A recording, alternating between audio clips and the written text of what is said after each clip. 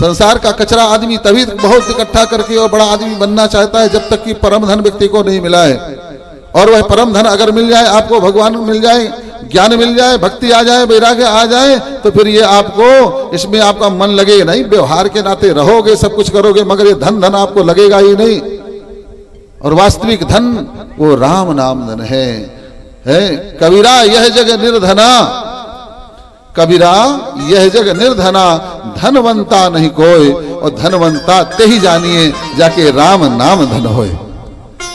धनवान वही है भैया कि जिसके अंदर राम जी विराज गए हैं, राम नाम धन जिसके अंदर है, भगवत स्मरण जो करता रहता है, धर्म के पथ पर चलता है, अच्छे अच्छे कार्य करता है, यज्ञ यज्ञादि में लगा रहता है, सदा भगवान के कार्य में, लोक कल्याण के कार्य में, आत्म कल्याण के कार्य में लगा रहता है, सबसे बड़ा आदमी वह है।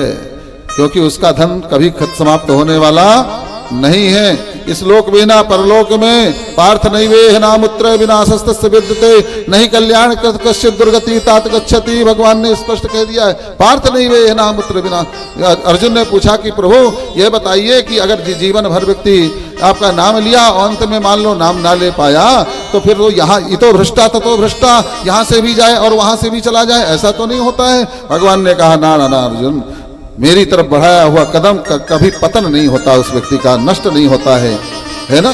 पार्थ नैवेह नामुत्र विनाशस्तस्य विद्यते नहीं कल्याण कृत कश्चित दुर्गति तात गच्छति। उसकी दुर्गति कभी नहीं होती है। तो बोले क्या होता है? तो बोले प्राप्त पुण्य कृताम लोकान सत्या शाश्वती समाह। अरे पुण्य लोकों में जाएगा अगर मोक्ष नहीं भी हो पाया तो। प्राप्त पुण्य कृताम लोकान सत्या शाश्वती समाह। कितने समय के लिए जाए? शाश्वती समाह, बहुत समय तक के लिए वो जाकर के और पुण्य लोकों में जो है विश्राम करेगा, बढ़िया सुख भोगेगा। है प्राप्त पुण्य कृताम लोकान शाश्वती समाह। और फिर इसके बाद में फिर क्या होगा? क्योंकि ये देखो परलोक और स्वर्ग जो है हमेशा के लिए तो है नहीं भैया। जब तक आपके पास में माल है तो बढ़िया जाओ 5 सितारा होटल में जाकर के रुको, मगर जैसे ही आपके जेब खाली होगा ना तो वो जो होटल का मालिक होगा वो आपकी बोरिया बिस्तर निकाल के बाहर कर देगा, बोले भैया अब चलो खत्म काम आपका। ठीक इसी तरह से ये स्वर्गाधिक जो लोक हैं ये सब के सब जब तक आपके पुण्य संचित हैं, पुण्य की दौलत है, तब तक आप जाकर के स्वर्ग में बढ़िया सुख, वहां स्वर्ग का सुख भोगिए। मगर एक ना एक दिन उस आत्मा को नीचे गिरना ही पड़ता है, नीचे पृथ्वी में आना ही पड़ता है और मनुष्य के तन में। तो मगर फिर क्या होगा उसका? तो बोले इसके बावजूद जो है सुचीनाम सर्वताम गेहे योग भ्रष्टो अभिजायते, वो पवित्र धनवान के यहाँ उसका जन्म होगा ताकि लभते पौरदेहकम, पौरदेह का जो उसको ज्ञान वैराग्य धन जो है मिला है वो वहीं से उसका शुरू हो जाएगा। अर्थात कहने का तात्पर्य जो आपने दान किया, जो आपने ज्ञान लिया, जो आपने सत्संग किया, जो आपने भजन किया, जो भगवान का जो है कार्य किया, जो धर्म का कार्य किया, ये आपका अक्षय होने वाला नहीं है, ये अक्षय है, अक्षय। ये आपको इस शरीर के साथ में और शरीर के बाद में भी आत्मा के साथ में जो है चलता है ना। तो वही बात है कि आज देखिए कितना बड़े सौभाग्य हैं दशरथ जी के। त्रिलोकी का स्वामी आज मां कौशल्या की गोद में किलोल कर रहा है। नामकरण का समय हुआ जो है तो वशिष्ठ जी को बुला करके नामकरण करवाते हैं।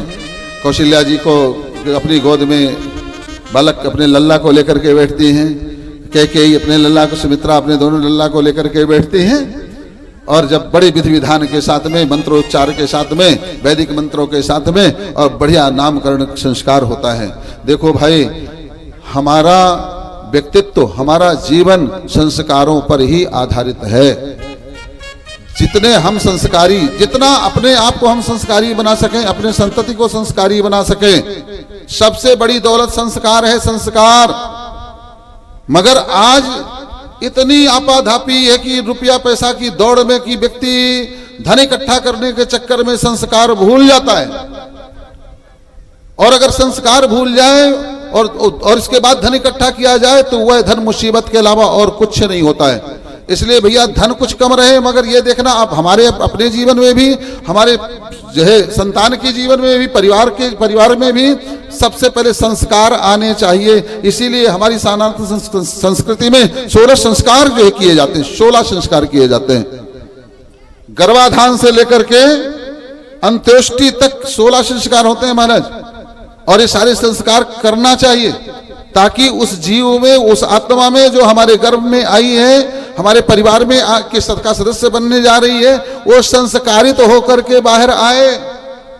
और इसके बाद भी जो है हमारे जो है गर्भाधान संस्कार के बाद पंचवान संस्कार, सीमांतोन्नयन संस्कार, और आपका जो है जात कर्म संस्कार, नामकरण संस्कार, निष्कामण संस्कार, अन्नप्राशन संस्कार, मुंडन संस्कार, विद्या आरंभ, कर्ण भेद, यज्ञोपवीत, उपनयन, वेदारंभ संस्कार, केशांत संस्कार, शिरमुड़ बातें जिसमें समावतेन संस्कार, विवाह संस्कार और अंत्येष्टि संस्कार, ये संस्कार के अंतर्गत आते हैं। और ये सारे संस्कार होने चाहिए। बच्चा आपका जन्म लिया है, जात कर्म संस्कार तो होगा ही होगा। इसके बाद में नामकरण जब संस्कार हो तो अपने मनमाना नाम नहीं रख लेना चाहिए। आप अपने गुरु से मिल करके और उसका नाम चयन करना चाहिए। गुरु से, ज्ञानी से, संत से, महात्मा से उसका नाम रखवाना चाहिए, कि क्योंकि नाम का प्रभाव व्यक्ति के जीवन में बहुत पड़ता है भैया, ध्यान रखना।